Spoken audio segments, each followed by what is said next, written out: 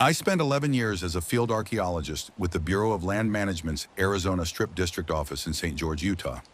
My specialty was ancestral Puebloan sites, the kind of work that requires equal parts academic rigor and physical endurance under a sun that doesn't forgive mistakes. I held a master's degree from the University of New Mexico and had logged over 400 documented excavations across the Four Corners region. My job was to catalog, preserve, and interpret material culture left behind by people who vanished from the archaeological record centuries ago. I was good at it, methodical, patient. I understood stratigraphy, ceramic typology, radiocarbon dating protocols, and the bureaucratic labyrinth of NAGPRA compliance. I thought I understood the limits of what the dead could tell us. Then came July 14th, 2023, and a single excavation that made me question whether those limits were as fixed as I'd believed. The site was designated AZC 14227, located 17 miles northwest of Marble Canyon in the Vermilion Cliffs National Monument. It was a modest cliff dwelling, maybe 8 rooms carved into Navajo sandstone at the base of a shallow alcove. We'd identified it during a routine survey following a wildfire that had cleared enough vegetation to expose previously hidden structural features. Initial assessments suggested it dated to approximately 1150 to 1200 CE, right before the region experienced a significant population decline. Standard stuff, the kind of site I could excavate in my sleep. Our team consisted of 5 people: myself as lead archaeologist, 2 field techs named Olamide Adeyemi and Javier Ruiz, a graduate student from Northern Arizona University named Claire Voss, and our site photographer, Kenneth Lau. We'd been working the site for 6 days, documenting architecture, collecting ceramics, screening sediment, everything proceeding exactly as protocol demanded. That morning started at 5:47 a.m. when I arrived at the site access point. Temperature was already pushing 86 degrees. Kenneth was setting up his equipment while Olamide prepared the day's excavation units. We were planning to open a new test pit in what appeared to be a ceremonial kiva, a subterranean chamber that would have served as a community gathering space. Claire had finished mapping the surface features the previous afternoon, and Javier had the screening station ready. By 7:15 a.m., we were excavating. The soil came away in predictable layers, windblown sand over construction debris over a compact clay floor. Standard depositional sequence. We documented everything: Munsell color readings, soil texture, artifact densities. At 9:33 a.m., approximately 42 centimeters below surface, my trowel struck something solid. I brushed away the sediment carefully, expecting ceramic or lithic material. Instead, I uncovered what appeared to be a wooden beam, a roof support that had somehow survived 8 centuries in an environment that typically destroyed organic material within decades. "That shouldn't be here," Olamide said, kneeling beside me. She was right. Wood preservation requires specific conditions: extreme aridity, mineralization, or oxygen-free environments. This alcove had none of those characteristics. I'd excavated hundreds of ancestral Puebloan sites and had never encountered structural wood in this condition, intact, still bearing tool marks, with bark fragments adhering to the surface. I collected a sample for dendrochronological analysis and kept digging. Beneath the beam, the floor level revealed a concentration of artifacts that made my pulse quicken despite my professional detachment. Ceramic vessels, intact, not fragmented. 16 of them arranged in a precise circle around a central fire pit that showed no evidence of thermal alteration. No charcoal, no oxidized sediment, no heat-cracked rock, just clean, unburned clay. "Kenneth," I called, "I need full documentation of this feature before we proceed." While he photographed, I examined the vessels. They were corrugated gray ware, typical of the period, with the characteristic coil and scrape construction technique. But their placement was deliberate, ritualistic, and the fire pit that should have shown centuries of use looked as sterile as laboratory equipment. At 11:04 a.m., we began removing the vessels for analysis. That's when Claire noticed the handprint. It was on the interior wall of the kiva, approximately 1 meter above the floor, a complete palm impression in what appeared to be wet clay. The detail was extraordinary. You could see individual fingerprints, the crease patterns across the palm, even what looked like a small scar on the thumb. Could be from construction, Javier suggested. Builder's mark. Except the clay wasn't construction material. Analysis would later confirm it was identical to the local sediment, the same material we'd been excavating. And it was fresh. Not fresh as in days or weeks. Fresh as in the moisture content suggested deposition within the previous 12 hours. I pressed my own hand beside it for scale while Kenneth photographed. Then I collected a sample of the surrounding matrix for laboratory analysis. We broke for lunch at 12:30 p.m., but I couldn't eat. I kept thinking about that handprint, about the moisture content, about the preservation anomalies. Archaeology is a science of absolutes. Stratigraphy doesn't lie. Radiocarbon dates provide reliable chronologies. Material culture follows predictable patterns of manufacture, use, and discard. This site was breaking those rules. By 2:15 p.m., we'd excavated another 20 centimeters and encountered the burial. It was a flexed inhumation, knees drawn to chest, arms wrapped around legs, positioned directly beneath the fire pit. Standard ancestral Puebloan mortuary practice. The skeleton appeared to be an adult male, based on pelvic morphology and cranial features. No grave goods, no ceremonial objects, just human remains in undisturbed primary context. Except the bones were warm. I noticed it when I began the initial exposure of the cranium. The bone temperature was elevated, not dramatically, but enough that I could feel it through my nitrile gloves. I thought perhaps it was radiant heat from the alcove walls, which had been absorbing sunlight all morning, but the surrounding sediment was cool. Only the bones showed thermal elevation.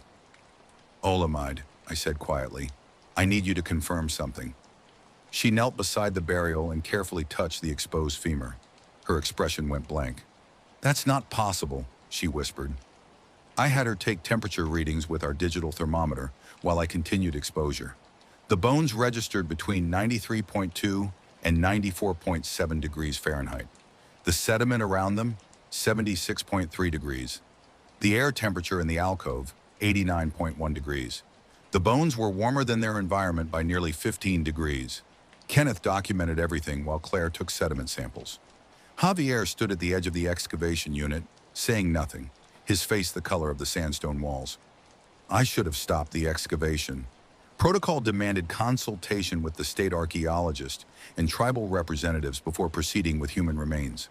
But I needed to understand what I was seeing. I needed rational explanation. At 3:47 p.m., I fully exposed the skeleton. It was complete, articulated, showing no signs of disturbance since original interment.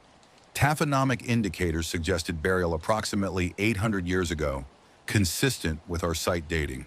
The bones showed typical diagenetic alteration, mineral staining, some surface erosion, loss of organic components. Every indicator confirmed ancient deposition, except the temperature, and except for what happened next. The right hand, the one positioned near the skull, moved, not collapsed, not shifted due to excavation undermining. Moved. The fingers extended slowly, deliberately, as if reaching for something. The metacarpals articulated smoothly, the phalanges flexing with the kind of precision that requires intact ligaments and muscle tissue. All 5 of us saw it. Kenneth's camera captured it in a burst sequence that would later show 7 frames of impossible motion. I stumbled backward, my trowel clattering against stone. Claire made a sound I'd never heard a human make, something between a gasp and a sob. Olamide grabbed my arm, her grip painfully tight. The hand extended fully, then slowly relaxed back to its original position. For maybe 30 seconds, nobody spoke. We stood there in the July heat, staring at bones that had just violated every principle of biological decomposition and physical law. We need to document this, I finally said, my voice not quite steady. Kenneth, tell me you got that. I got it, he confirmed, but he was shaking. We spent the next hour taking measurements, photographs, and detailed field notes. The bones remained warm. The hand remained motionless in its new position. Every rational explanation I could construct, seismic activity, thermal expansion, residual soft tissue, crumbled under scrutiny. At 5:12 p.m., I made the call to halt excavation and secure the site. We erected a protective tarp over the burial, collected our equipment, and drove back to St. George in near silence. That night, I reviewed Kenneth's photographs until my eyes burned. The image sequence was clear, undeniable. Frame 1, hand in original position. Frames 2 to 6, progressive extension of digits. Frame 7, hand fully extended. The metadata confirmed continuous shooting at 1/25th of a second intervals. No temporal gaps, no possibility of manipulation. I sent the images to Dr. Helena Stavros, a forensic anthropologist at the Office of the Medical Investigator in Albuquerque. Her response came at 11:43 p.m. "This isn't possible. If this is genuine, we need to discuss immediately." The next morning, I met with my supervisor, District Archaeologist Robert Chenoweth. I showed him the documentation, explained the thermal anomalies, played the image sequence. He watched without expression, then leaned back in his chair. "You're telling me you excavated a burial that's 800 years old, but the bones are body temperature and one of them moved?" "Yes. And 5 people witnessed this." "Yes." He was quiet for a long moment. "What's your professional assessment?" "I don't have one," I admitted. "Everything I know about taphonomy, about decomposition, about the archaeological record, none of it accounts for this." We decided to bring in additional expertise. Dr. Stavros flew out that afternoon. We also contacted a physical anthropologist from the University of Arizona named Dr. Benjamin Okonkwo and a geophysicist who specialized in subsurface thermal mapping, Dr. Yuki Tanaka from the New Mexico Institute of Mining and Technology. On July 16th, we returned to the site with expanded documentation equipment, thermal imaging cameras, ground-penetrating radar, even a portable X-ray fluorescence spectrometer. Dr. Stavros began immediate analysis of the remains, while Dr. Tanaka set up thermal monitoring stations throughout the alcove. The bones were still warm. Temperature readings confirmed 93.8 degrees Fahrenheit, consistent with our previous measurements. "This violates thermodynamic principles," Dr. Tanaka said flatly. "There's no heat source, no thermal anomaly in the surrounding geology, no geothermal activity, no radioactive decay signatures. The bones shouldn't maintain elevated temperature for 48 hours without an energy input." Dr. Stavros examined the hand that had moved. "Articulation is consistent with ancient burial. No soft tissue, no ligamentous material, complete loss of collagen matrix. These bones shouldn't be able to move independently." She paused. "But the positioning has definitely changed from your photographs. This isn't settlement or post-depositional disturbance. This is articulated movement." Dr. Okonkwo conducted a detailed osteological analysis, measuring every bone, documenting every surface feature, looking for any anomaly that might explain what we'd witnessed. He found nothing unusual, just the skeletal remains of a male individual, approximately 35 to 40 years old at death, showing evidence of moderate osteoarthritis and healed fractures consistent with an active lifestyle. "These are normal bones," he said, frustration evident in his voice. "Ancient, thoroughly decomposed normal bones. There's no biological mechanism that would allow movement. None. We spent 3 days conducting every analysis available. Radiocarbon dating confirmed the remains were approximately 780 years old, plus or minus 40 years. Bone chemistry showed typical diagenetic alteration patterns. Microscopic analysis revealed no anomalous tissue preservation. Soil micromorphology showed undisturbed depositional context. Ground-penetrating radar confirmed no subsurface voids or unusual geological features. Every test confirmed the impossible. These were ancient bones that retained heat and had demonstrated autonomous movement." On the 4th day, while Dr. Stavros was conducting a detailed inventory of the skeletal elements, she made a discovery that stopped my heart. "There's fresh clay under the fingernails," she said quietly. I leaned in to look. She was right. Trapped beneath what remained of the keratin sheaths on the distal phalanges of the right hand were small deposits of clay, microscopically identical to the material we'd sampled from the handprint on the kiva wall. The same handprint that had been made within 12 hours of our discovery. The same hand that had moved. Dr. Stavros looked at me with an expression I'd never seen on her face before. Something approaching fear. "This individual didn't just leave that print 800 years ago during construction," she said slowly. This hand left that print 2 days before we excavated it. We stood in silence, the implications spreading like a stain. Dr. Okonkwo examined the clay deposits himself, then had them analyzed with scanning electron microscopy. The results confirmed what we already knew. The clay was fresh, recently deposited, containing moisture levels inconsistent with 800-year-old sediment. We need to consider that we're dealing with a contamination issue, Dr. Tanaka suggested. Perhaps the clay was introduced during excavation, transferred from our tools or gloves. But we documented our excavation procedures meticulously. We'd change gloves regularly. We'd clean tools between use. And the clay was beneath the fingernails, trapped in position by the remnants of keratin tissue that hadn't been disturbed since original burial. There was no contamination. The clay had been deposited by the hand itself. That evening, I began reviewing our archive of excavation reports from across the district. I was looking for anything similar, any documented anomalies, any unexplained phenomena, any hint that other archaeologists had encountered what we were seeing. I found 2 cases buried in old field notes and preliminary reports that had never been fully published. The first was from 1997, a site near Kayenta, Arizona. The excavation report, filed by an archaeologist named Susan Brightwater, mentioned unusual thermal readings from a burial feature and possible post-depositional disturbance of skeletal positioning between documentation sessions.